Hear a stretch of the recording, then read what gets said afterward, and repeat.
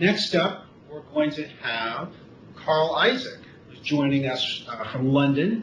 And so it'll be Karl and I. We're going to talk about brand strategy questions. Karl Issacc comes to us from Landor, as I mentioned, one of the leading branding firms, helping global brands all over the world manage their brand identities, as well as the brand strategy behind identities. Clearly, your domain name, your web presence is a big part of any brand's identity today. And so, as would be expected, Karl has been getting lots of questions from their clients. Karl actually is executive director of their digital practice, so he's kind of their point person, has been writing on this topic. So Karl has also got a few slides. I know, Karl, you may want to walk us through some of those, and again, we'll sort of discuss the points that you're seeing from your practice as you go.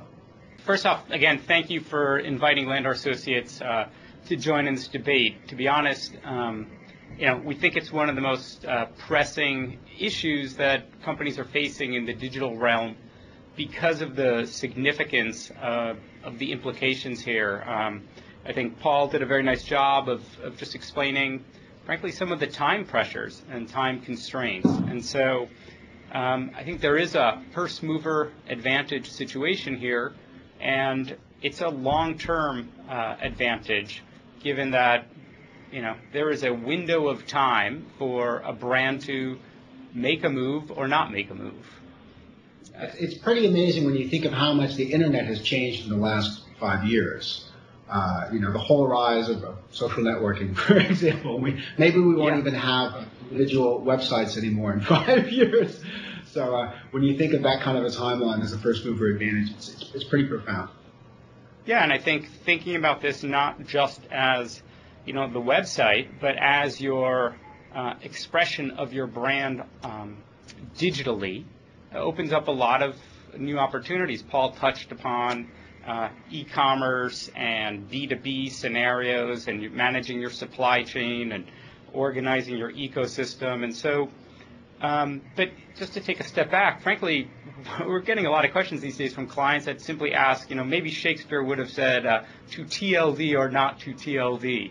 That seems to be one of the big questions. I think the reason it's getting a lot of attention these days is because it's confusing. This is a big new change for our clients and for the industry. And guess what? It hasn't been done before, other than in the limited cases where the .orgs, the .mobis, the .infos that have rolled out. It's never been done before by individual brands and individual customers or individual communities. And so this is something, it's new territory. And as a result, whenever new things are introduced, there is always fear and apprehension and cynicism. I saw today a really great article in Newsweek from 1995 where people were very skeptical about the Internet and the implications of the Internet. And at the time, if you are out there trying to convince a company to put up a website in 1995, the answer would probably be, well, we have a telephone number, and we have a brochure, and we have a sales force. Why would we need this? And this is even more complicated scenario than that, because the level of complexity, the financial requirements, and your obligations in establishing a TLD are significant. And as a result, though there has been transparency in the debate facilitated through ICANN, there is plenty of good reason to be critical of what's going on. But what we're seeing is that most people focus on the tactics and the kind of the critical nature of, well, what about this and what about that, and why is it only open for this period of time and that period of time? And there's a great quote I was just reminded of as I was kind of reminiscing on Steve Jobs and his tragic passing, where just to make sure I'm getting it right, Steve Jobs said, you have to start with the customer experience first and then work back to the technology, and not the other way around. And so what we're seeing is there are very few people out there that are talking about what is being enabled here. What does this new world potentially look like? And where they're winding up is looking at it from tactical, should I apply or not apply? It's probably only going to make sense for a very specific set of companies to apply. But the only way to determine whether you're one of those companies is to think about the customer experience that you're enabling, not the trademark you're protecting. We see a lot of people out there thinking about the value they're protecting instead of the value they're creating. And, innovations enable value creation for those that are willing to take the risk. There will be failure along the way as well, but in the end, it's a question for us of, are you going to approach this with a sense of optimism to explore what could be enabled, or are you going to basically say, no, we're going to look at this defensively? So what are you seeing? I'm hoping you're finding some optimists out there. Have they got some concrete ideas, or what kind of uses are they thinking about? Not to name names and say who's planning what, but what kind of ideas are you seeing from companies? I think, again, this is new white space, and so what we're seeing and what we've been doing with some companies are doing kind of envisioning scenarios and sessions, and say, let's assume you're making a strategic decision to go for a TLD.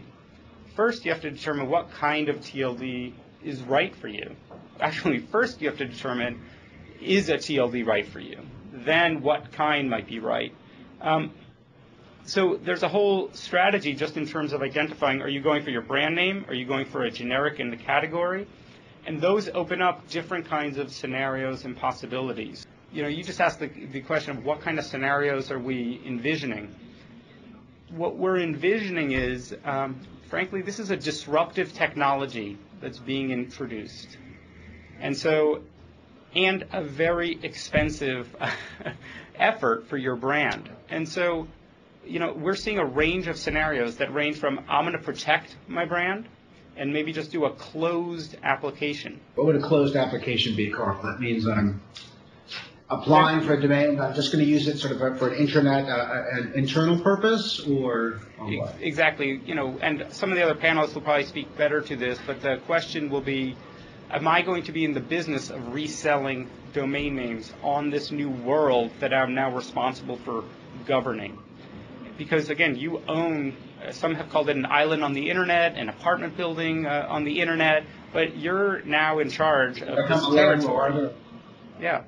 And so the kinds of scenarios and creative opportunities end up being related to that. If you're only applying for a closed application where you're trying to simply protect your trademark, you'll probably have, there will be benefits in doing that through increased security and other things, but creatively, it may not open it up as much as if you are opening up your platform to engaging directly with your consumers, to engaging directly with your partner channels. And so I'll give you an example. There are some companies out there, their entire business will depend on through partner marketing. Right. And one of the big challenges brands have when they're doing partner marketing is controlling their brand versus the partner brand and making sure that the communication is very clear to their customers as to who they're working with. And sometimes it's very clear that the company you're dealing with is a partner of the main brand. Other times it's a little confusing. When you own this world, you're now controlling your through partner marketing message. Intel, Microsoft, famous partners. Right. And having a communication that is a Microsoft, it's from Microsoft through Intel. Imagine a communication from Intel at partner.microsoft and another partner.microsoft from a different partner. They have a huge ecosystem of partners.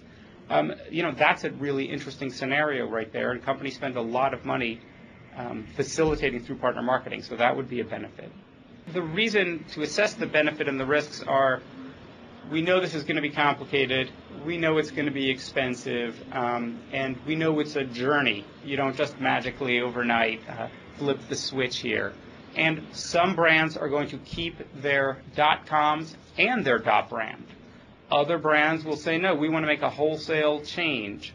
And yet other brands will say, we're going to reserve our .brand for our most kind of bold and disruptive ideas and innovations from our brand. And so the kind of benefits we see from a brand building perspective are things like controlling your brand and your content, because frankly you define the rules. And so obviously part of the application process is explaining what you want to do in this new world, how you're going to do it, showing that you can support what your intention is.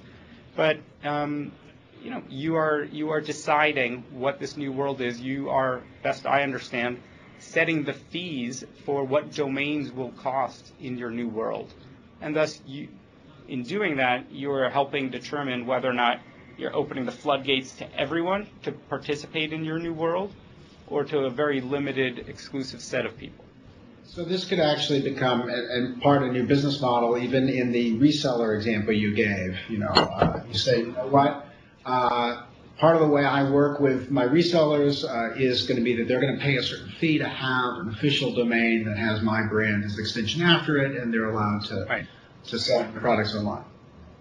Yeah, I think the key insight has been thinking about it in terms of the implication to your business and your brand, not thinking about it exclusively through trademark protection and domain strategy, and which is, I'm not trivializing it, that's critical as well. But when you think about the kind of benefits and risks here, the security and controls, I think, are going to be greatly increased in this new world. And so if you are a business that transacts with your customers, or that protects very private and confidential information for your customers, the increased security benefits alone may outweigh the risks of doing this in terms of things like DNSSEC and things like that.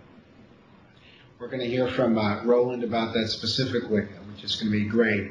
Thank you, Karl. I think, but before we get to the sort of security perspective and really understand from a technical point of view, both what are some of those opportunities afforded by owning your own top-level domain, but also, what are the responsibilities and what's it going to take to manage that?